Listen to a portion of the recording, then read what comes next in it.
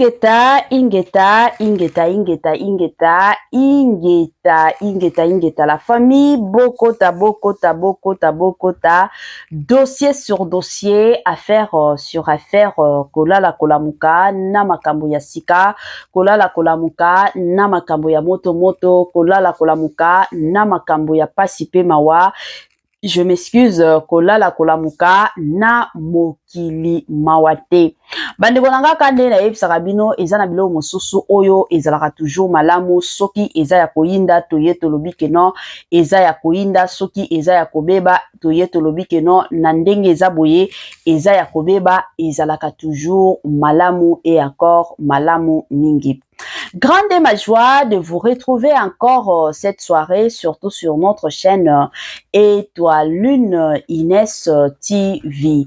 Salut, salut cher Bouchou, salut cher abonnés, salut cher connaissances, salut surtout les amis de Étoile Lune Inès TV. J'espère que vous allez bien. Quant à moi, je suis bel et bien, super bien, par la grâce de Dieu.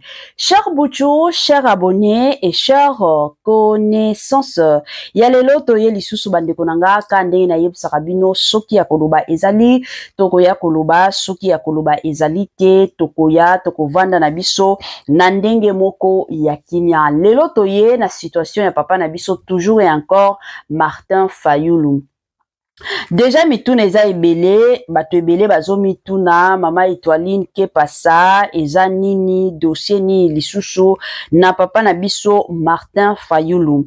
Avant ya kokota na mozindo penza ya makasi ekozala mwa biana ya nanu ko sensibiliser bande kona biso nyonso ya sika. En tout cas si c'est la toute première fois ya kokota penza na chaîne na biso, chaîne moko kitoko, chaîne ya ba analyse somo, chaîne moko ya ba information pas possible.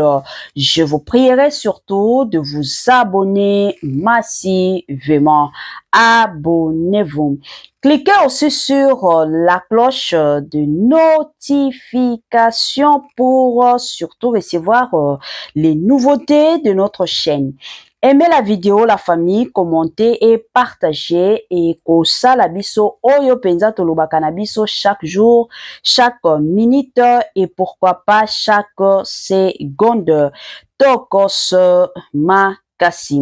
Bambote nanga na yemoko Linda bukulu ya balinda, bambote na madame Grace Yampoyi, na pesi bambote na mama Lisi mpito ya balisi, bambote nanga na mama chérie, mama d'amour, mama Eugénie Zemanga, na pesi bambote na la parisienne ya Tongo, madame Judith Diampo Visa, bambote nanga na Franesse NM, Francielle NM et pourquoi pas leur tonton international, tonton Amos Kazadi, Nandenge Moko ya kitoko et sans oublier madame Jenna Kazadi na système Moko ya bien. Voilà. La famille Tolandana nous sport nazozonga sima pona koya ko continuer surtout et encore analyse na biso Nandenge Moko ya kitoko pe Nandenge Moko ya malamu.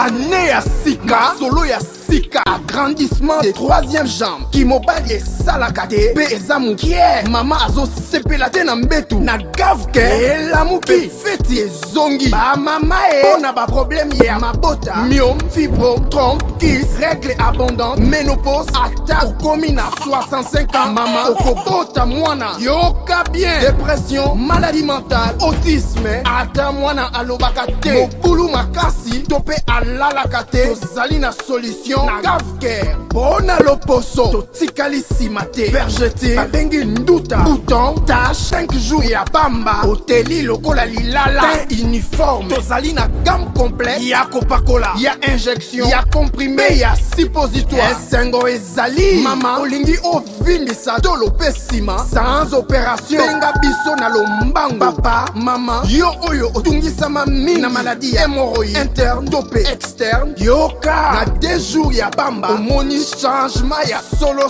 ebongo, ona bokono ya diabète, AVC, tension, topé, obésité, gavker, golo solution, perte de poids, naturellement, okokota salle de sport, teo, na kisi ya comprimé, pe injection, na gavker, ozongi mobimba, Ba produit na biso ezali 100% naturel et salemi na ba plan industriel Allemagne pe Angleterre na gavke oko sepela. La santé n'a pas de prix. La famille, quand na yeb sarabino bate la santé na yo, soki ko bate la santé na yo te, mutu moko te akotikala ko bate la santé na yo te. Yango eza toujours ya mutu ya, eza toujours ya malamu. En tant que mutu, soki monike na nzoto na yo, ozomi yo ka bien te, ekozala toujours et encore malamu mingi. Benga gafker na lombangu aya kosunga yo na ndenge moko ya gu, na ndenge moko ya bien, na ndenge moko ya kitoko penza mingi makasi. Good news, bonne nouvelle, sango ya malamu bandeko nanga pona makambo ya mabota ebele ya batu toyebi biso nyonso ka ndenge ezalaka eza na ba ndako ebele lelo oyo mwasi na mobali baza kokoka kokumba zemi te salaka mwa mbutu na ba famille omona surtout ba belle famille na belle fille na bango azobota te mataki kitaki ekendaki ezongaki ezalaka toujours malamu bandeko nanga na cadre moko ya bien en tant que batu soki omoni ke mwasi na mobali bozo concevoir te bobenga gafker asunga bino parce que eza na mibali mosusu ba semence na bango ezalaka makasi te eza na basi mosusu moyen bakumba zemi eza te bandeko nanga ka ndenge boyebi basi mosusu bandeko nanga capacité wana ya kokumba kazemi ekotikala kozala te eza mwa bongo eza pe na ba couple mosusu ka ndenge toyebi compatibilité ya makasi eza te compatibilité eza te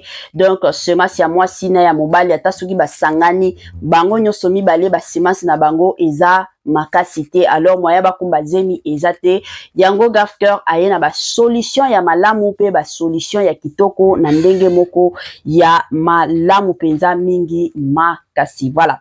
Ba joyeux anniversaire na bandeko na biso nyonso o ba o célébrer ba anniversaire na bango mukolo ya lelo kane na yebisaka bino ko célébrer anniversaire ezalaka nango lipamboli ebele baza lisusu na biso te ebele baza ya kokufa mais soki de ton côté nzambe azopambola nzambe aza elongo na yo eza toujours bien kokumisa nzambe kotombola nzambe yango bandeko nanga Étoile Nines TV na équipe mobimba toye penza ko souhaiter ba joyeux anniversaire na bandeko na biso nyonso oyo bazo célébrer ba anniversaire na bango mokolo ya lelo.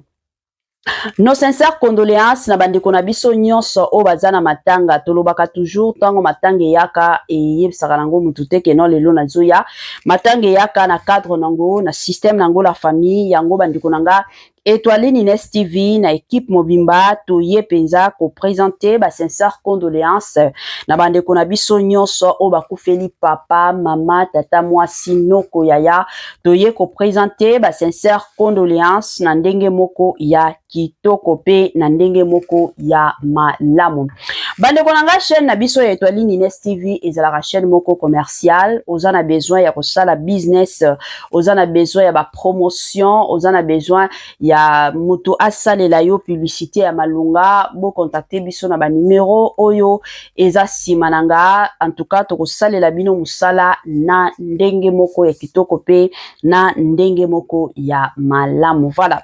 La famille lelo toye na affaire ya papa na biso na kombo ya papa Martin Fayulu na bandi ebela batu toyebi papa Martin Fayulu ebele batu basipilaka na ndenge azalaka kande na lobaka toujours dans la vie ezalaka toujours na batu bakolinga yo batu mosusu bakolinga yo te batu mosusu basipelaka na yo batu mosusu basipelaka na makelele na yo ezalaka mwa bongo bandeko nanga ezala message oyo na kolinga to partager yango ensemble message ya papa na biso Martin Fayulu makambo azobimisa na ndenge moko ya somo to landana no message et on se retrouve juste après. Message yangoyo na matisana nou volume. Alors la présidence congolaise vous a répondu dans la foulée par la positive, très rapidement d'ailleurs. Vous ne lui en voulez plus alors à Félix Tshisekedi, vous qui l'avez pendant longtemps accusé d'avoir volé la victoire en 2018. D'ailleurs, sur votre compte X, il est toujours écrit président élu, hein. Je suis toujours président élu, on ne change pas des choses qui ont été établies et décidées par le peuple. Monsieur Kabila, M. Nanga et M. Tshisekedi se sont complotés contre les Congolais ils ont fabriqué les résultats et ils se sont donné les résultats qu'ils ont donnés. Donc ça reste, c'est éternel. Mais maintenant, il faut rester à ce niveau-là ou bien il faut aller plus loin pour trouver des solutions à la crise. Et la crise est profonde. Et cette crise veut amener à la balkanisation de notre pays. Et je connais l'histoire de ces pays. Je sais ce qui se décide pour ces pays. Je ne peux pas assister, moi, vivant, que ces pays soient balkanisés. Et c'est pour cela que j'ai pris mon bâton de pèlerin, et depuis longtemps d'ailleurs, j'ai consulté les évêques, le pasteur depuis, je les ai poussés à être à la tête de l'organisation du dialogue congolais. Alors, vous parliez de dialogue il y a un instant, et dans votre message, vous avez exhorté Joseph Kabila, qui est congolais. Alors, la présidence congolaise... Voilà. Makambo ezali bandeko nanga kolala kolamukana ya somo oyo eza message mosusu ya papa na biso Martin Fayulu ayaki pe na message mosusu bandeko nanga pona ba o balandaki te na kolinga bolanda la pe message oyo boyoka pe message ya porte-parole ya gouvernement na biso oyo ya régime ya Félix Antoine Tshisekedi bandeko nanga makambo ezali na mboka na biso tozolala kaka tolamuki na ba dossier tozolala kaka tolamuki na makambo ka ndenge kutu botu koyoka awa papa na biso Martin Fayulu de son côté alobi ye azalaka président donc ba congolais ba votande ye parce que ebela bato toyokaki déjà makelele Corneille Nanga comme yende azalaki président ya Seni ye mutu abandaki kopesa ba vote ye mutu ayaki penza na ba confirmation que non mutu kingandi nde président mutu kingandi nde azui mutu kingandi azui te ezalaki bongo tango mbutu eye kokota entre Corneille Nanga na Félix Antoine Tshisekedi nde Corneille Nanga de son côté ayaki kobimisa ba vérité que non ndenge eza boye kutu mutu a gagné ba élection c'était Martin Fayulu. Félix Antoine Tshisekedi atikala ko gagner ba élection te wana eza ba propos ya Corneille Nanga ba preuve eza te parce que ye mutu ayaki na ba vote ye mutu ayaki na ba résultat sikoyo lelo o bazoyokana te ayaki ko bimisa ke non kutu mutu oyo il fallait azala président mutu oyo population votaki ebele c'était Martin Fayulu. Alors yango esalaka ke na mutu a Fayulu na makanisi na ye de son côté avanda kapenza alobaka ke non ngande président ya Congo ye matayi kita ngande président eza mwa bongo bandeko nanga ba dossier ezali en tout cas sans plus tarder nazotiela bino lisusu message ya Martin Fayulu oyo ayaki kosenga epai ya Félix Antoine Tshisekedi bavanda basolola bango nyonso misatu papa na biso Martin Fayulu Félix Antoine Tshisekedi et Joseph Kabila Kabange bandeko nanga ekozala toujours bien toyoka message oyo papa na biso Martin Fayulu azoloba ekozala toujours malamu toyoka.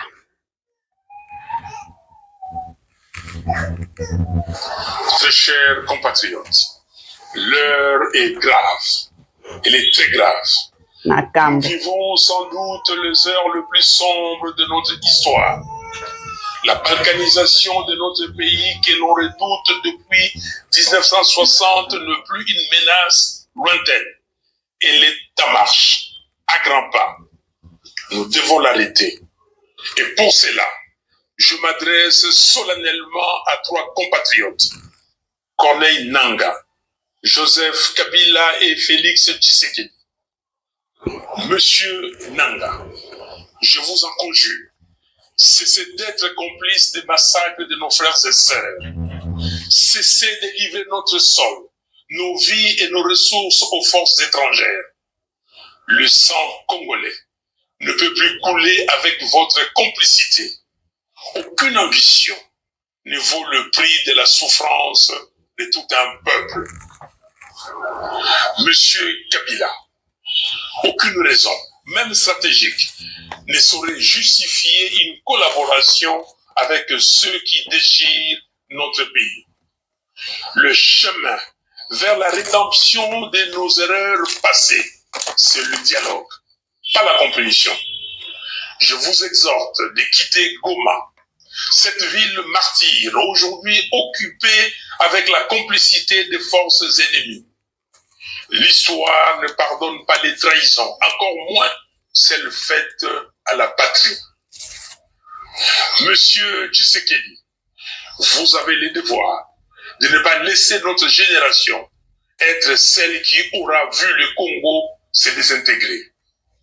J'en appelle à un sursaut d'honneur et de responsabilité. Je veux vous voir, non pas pour une faveur, mais pour une discussion directe, sans faux semblant, sans compromission, mais par patriotisme, afin de trouver une issue digne à cette crise existentielle. Oui, s'il faut mourir pour que le Congo renaisse, alors mourons. Mais que notre mort soit utile. Que ce combat soit celui pour la résurrection nationale. Peuple congolais, dressons nos fronts longtemps courbés. Ces paroles de notre hymne national ne doivent plus rester des mots vides. Face au danger des morts, le sauvetage est la seule issue. Levons-nous, unis tous ensemble. Soyons déterminés, refusons la fatalité. Choisissons la patrie. Construisons enfin cette cohésion nationale, fruit espéré des temps de sacrifice que le sang versé n'a jamais vu naître. Le Congo nous appelle, le Congo nous attend, le Congo a besoin de chacun de nous. Nous avons besoin de la cohésion nationale. Que Dieu bénisse le Congo et son vaillant peuple. Je vous remercie. Voilà.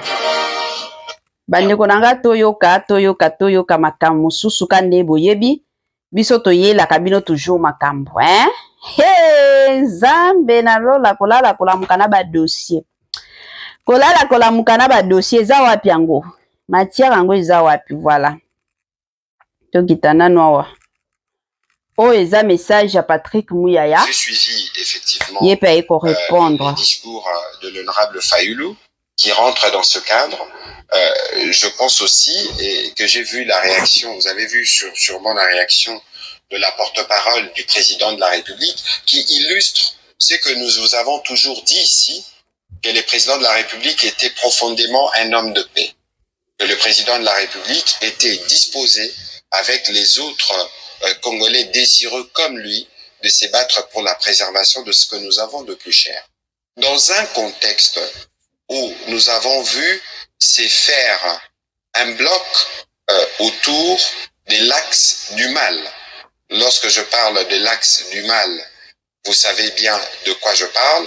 Et lorsque vous voyez cette tentative malsaine de vouloir congoliser l'agression qui vient pourtant de l'extérieur, aujourd'hui nous avons besoin, et j'espère que vous-même vous en ferez part, d'un bloc des patriotes qui vont mettre fin à toute initiative tendant à ouvrir à une quelconque forme de légitimation, entre guillemets, de ce que fait le Rwanda en RDC sous des fallacieux prétextes. Et donc, il faut considérer que, évidemment, il y aura des détails qui suivront sur comment cette disponibilité du président de la République sera traduite en action pour la rencontre avec le président de décider. Mais ici, il faut considérer que c'est l'enjeu de la survie de notre pays qui est engagé et c'est un acte patriotique qu'a posé l'honorable Fayoulou ce soir. Donc, j'ai suivi. Voilà. Et bien là, les Congolais bazotuna. Pourquoi agitation ya makasi na côté ya Martin Fayoulou? Pourquoi Dikuka Boye? Surtout que ayeki ko comprendre que Joseph Kabila Kabanye azalaki na Goma, na Goma, pourquoi na côté na ye agitation ekomi ya makasi? Bande konanga kande na ye bino eza na babilo mosusu na zalaka wana na koti ko répondre, mais eza aussi na babilo mosusu oyo na ye bino toujours que ekozala bien ye moko mutu soki aza wana botuni ye mutuna a répondre. Toyebi ke papa na biso Martin Fayoulou alekaka na ba chaîne moko boye na ba chaîne wana ekozalaka toujours malamu botindaka déjà ba question na bino pourvu que tango bako yamba ye, tango bako recevoir ye, ba question wana batu na ye, pourquoi ba agitation est comme moi ebele, tango ka yoki que non, son excellence Joseph Kabila Kabanye azana Goma, ye de son côté directement ayaki ko lancer message bakutana boye mamakambo bino nyonso boutaki ko yoka awa lisusu to ya kovanda aya lisusu ko zongela makambo ke no ye bavota ye azalaki président siko na oyeba te to mekana ko solola la famille siko na oyeba te rencontre oyo Martin Fayulu azolinga entre bakutana na ba Félix Antoine Tshisekedi na ba Joseph Kabila Kabanye na ba Corneille Nanga de l'autre côté ayepe na makamna ye ya président ye mutu bavotaki ye e mataki kitaki mais eza ba mbutu ye moko azotia mais de l'autre côté alingi atia kimia je ne sais pas makamuni ni Martin Fayulu de son côté azoluka ezo sala moi confusion na mitu ya batu yango batu bazotuna confusion oyo aza nango eza ya nini pourquoi aza na ba confusion ya makasi du coup ka boye kosutuka na ba confusion ebandi bandi konanga to telema to bunda pona Congo na biso na yebisaka bino toujours ba président o tozwaka oui c'est vrai muntu na muntu azo travailler selon ses capacités eza bongo ata ba biso oyo kade na za boyelelo mama Étoiline eye kokoma keno un jour du coup paka boye na komi présidente ya RDC Congo il y aura toujours de ces gens o ba ko sepela na musala na ngai il y aura toujours d'autres personnes o ba olinga ta kutu komona ngate surtout na ba biso nga kutu na sala ka émission awa na lingala na ngai ya kotengama il y a de ces personnes o ba yaka kofinga ngai yo zala ka rwandaise o zala kutu congolaise te le jour kaba omona mama Étoiline ye wana ekozala somo mais ce qui est important eza kotala ba président na biso te ce qui est important eza kotala mboka na biso ba compatriotes biso ba congolais ngana yo nini ya malonga tozo sala c'est ce qui compte soki omoni ke na ngambo na nga na osala musala malonga na ngambo na nga na osala musala na ndenge sengeli gloire au Seigneur mais soki omoni ke na ngambo na yo ozokoka kosala malonga te c'est le moment fongola miso c'est le moment lamuka na pongi oyo zolala nango olamuka ekozala toujours bien kala mingi te awa tozokota lisusu na ba élection na 2028 mandat ya mboka na biso eza mandat ya ba 5 ans et puis mandat wana eyaka ka 2 fois tozalaka na 3e mandat te tozalaka na 3e mandat te alors to koma na ba 2028 to voter ba 2029 ekozala malamu tango bozokendaka ko voter bato mosusu nga na kamwa komona mutu azokende ko voter ka pona chapeau parce que bapesaki ye chapeau parce que bapesaki ye polo elongi après ya mutu oyo azosala ba campagne na ye ezali parce que bapesi ye liputa ya elongi ya mutu azosala ba campagne ezali d'ailleurs nga namonaka ba maputa wana bandeko na nga mosusu na mitunaka bato mosusu omona na polo ya elongi ya mutu. Quand est-ce que mutu wana akolataka pe polo ya elongi na yo? Quand est-ce que mutu wana akolataka pe elamba ya elongi na yo? To votaka batu pona ba polo te. Voter mutu oyo boyebi ke makanisi na ye eza bien. Tango toko voter mboka na biso ekokende liboso. Kande na uti koloba awa. C'est vrai. Ba président nyonso ezala ba ministre ya mboka na biso ba mekaka toujours kosala ce qui est important. Bamekaka toujours de leur côté que notre sala musala esepelisa ba congolais mais quand ndenge toyebi biso nyonso mutu azalaka toujours satisfait à 100% te tozalaka kaka ye kutuku na sala ki boye ye kutuku na kenda ki boye eza pe malamu tango tokotaka na ba moment ya ba vote tango tozokendaka ko voter tozalaka focaliser tozalaka pe concentré to votaka mutu oyo toyebi ke quand même atas akokokisa 100% te akokisa ta 70%. C'est ce qui est essentiel, c'est ce qui est important. Eza mwa bongo ekosunga biso nyonso na ndenge ya bien. Bandeko na nga ka ndenge boyebi toza pe na situation ya papa na biso Matata Mponyo Mapon. Déjà ba rumeur ezotambola ke no papa na biso Matata Mponyo akima. bakatelaki 10 ans de prison. Na bandi ebela batu balandaki ba procès et du coup toyaki kolala to la mukaka boye ke non papa na biso Matata Mponyo akimi aza lisusu na Congo te.